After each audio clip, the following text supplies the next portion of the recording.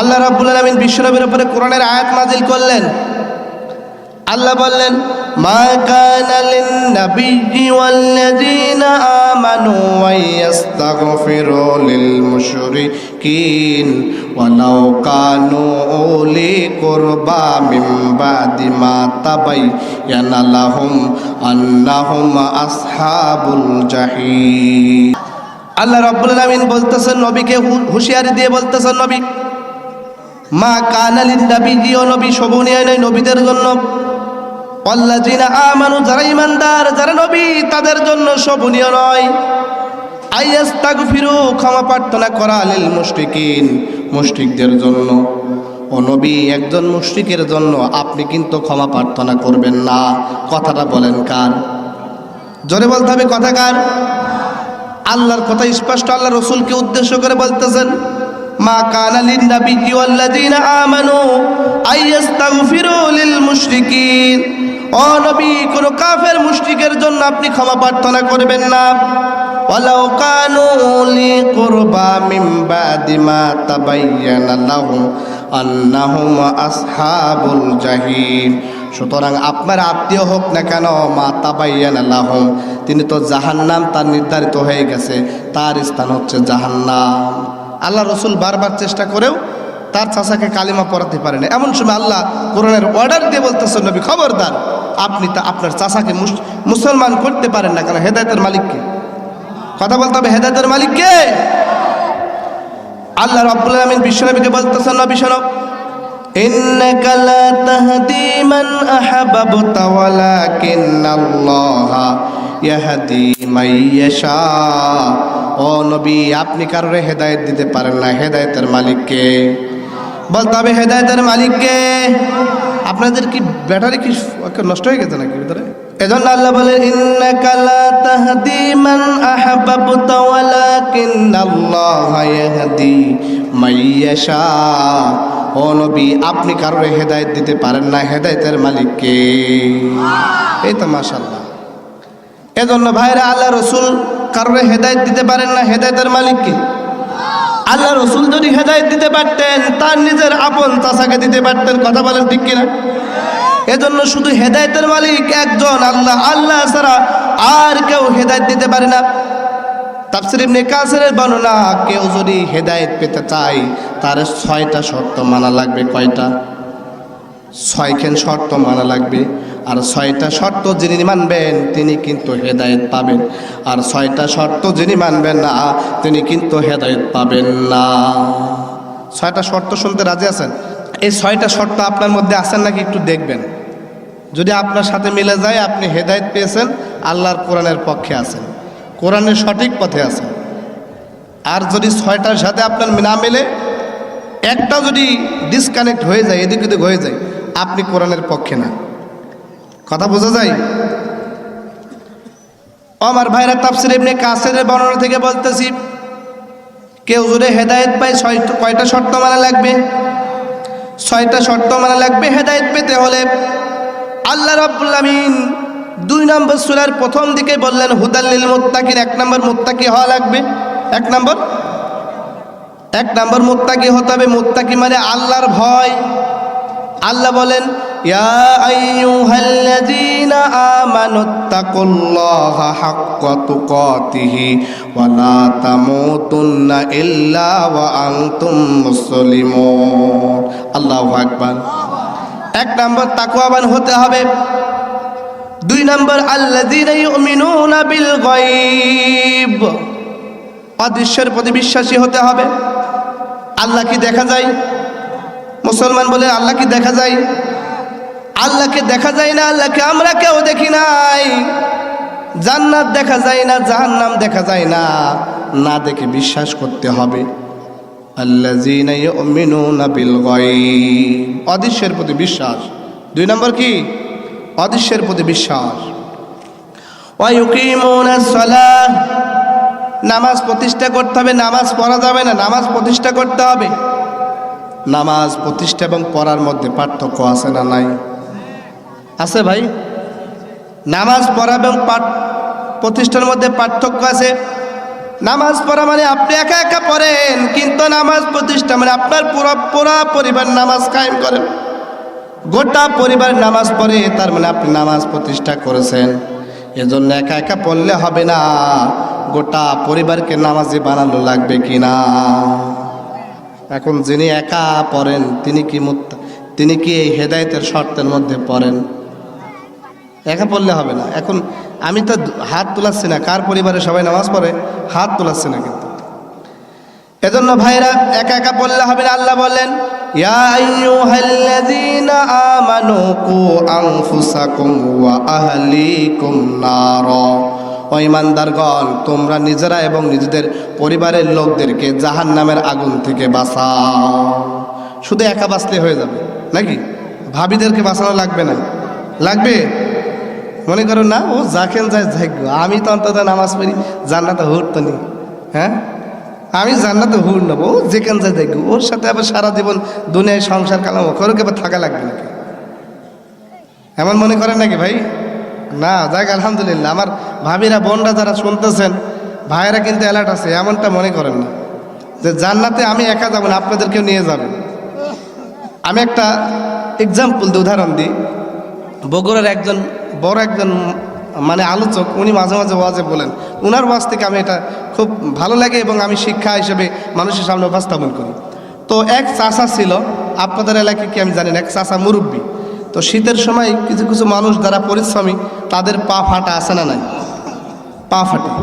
তো পা ফাটি, তো এক চাচি ওই চাচার পায়ে ফাটায় তেল দিত, তেল মালিশ করতো।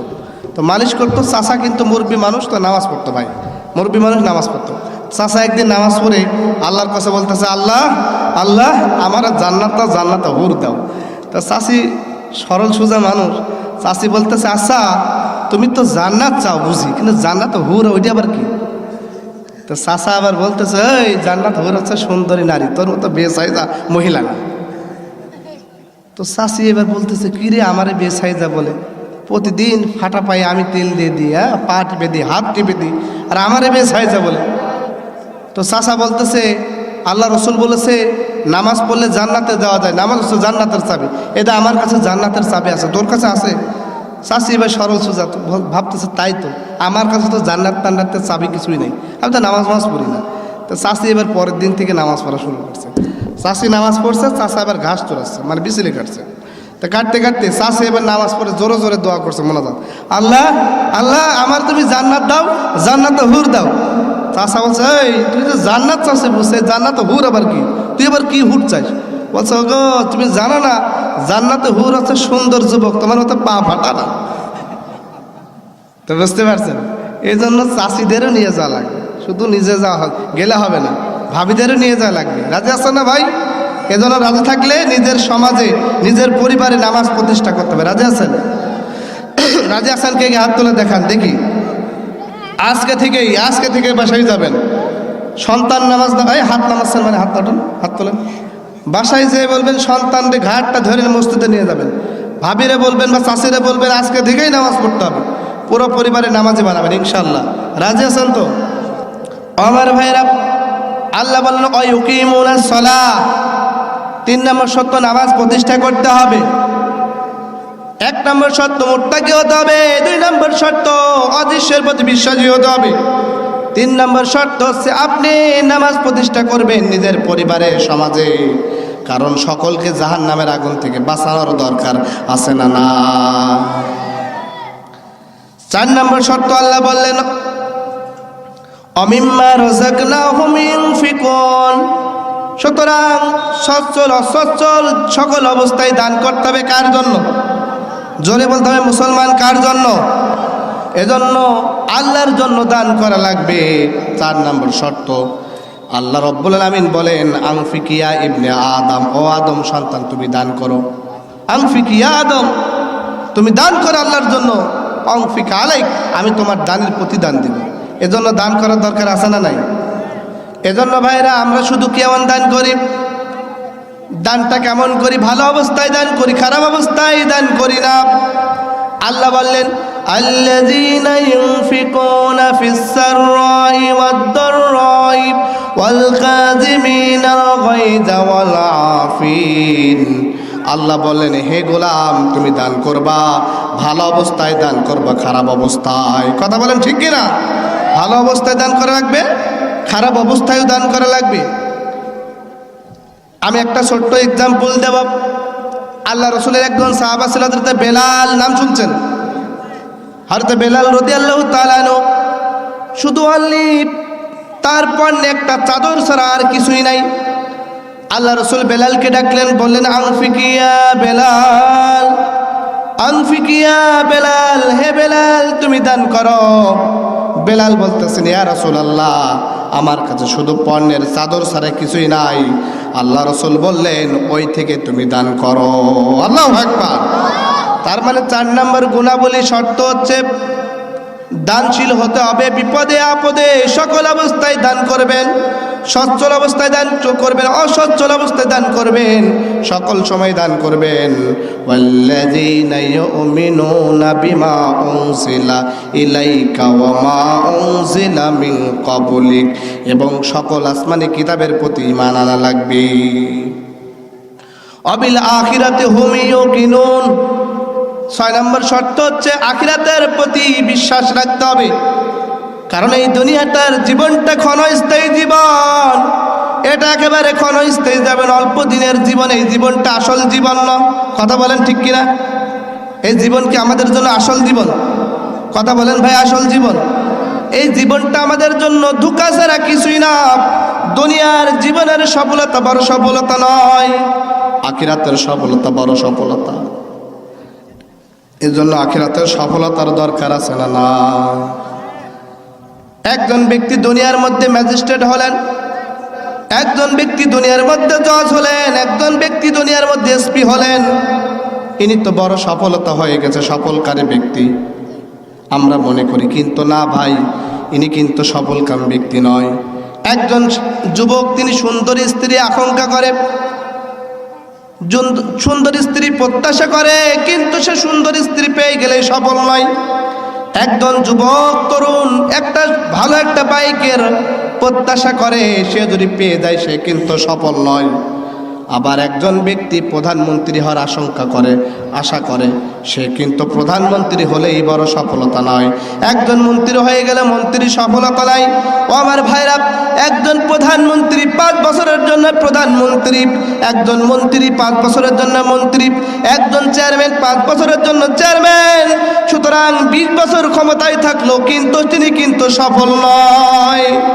সফল নাকি? মুসলমান জোরে বলতে হবে, সফল নাকি?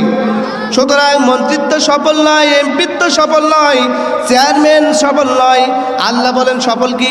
ফামান যুহজিয়া আনিন নার, যাকে জাহান্নাম থেকে বাঁচানো হবে, ওয়া উদখিলাল জান্নাহ, যাকে জান্নাতে প্রবেশ করানো হবে, ফাকাদ ফাজ, ওই ব্যক্তি হচ্ছে সফল কাম। ওই ব্যক্তি সফল কাম। যারা জান্নাতে প্রবেশ করানো হবে, যে জাহান্নামে যাবে, ওই সে সফল নয়। মন্ত্রী নিল, এমপি হলো, প্রধানমন্ত্রী হলো, রাষ্ট্রপতি হলো, চেয়ারম্যান হলো, জজ হলো, এসপি হলো, ডিসি হলো, ম্যাজিস্ট্রেট হলো, সে যদি জাহান্নামে যায়, ওর চাইতে হতভাগা আর কেউ হতে পারে না। এই মন্ত্রিত্ব দরকার কিসের ভাই? এমপির দরকার কিসের? প্রধানমন্ত্রী হওয়ার দরকার কিসের? সুন্দরী বউর পাওয়ার দরকার কিসের? ডাক্তার হওয়ার দরকার কিসের?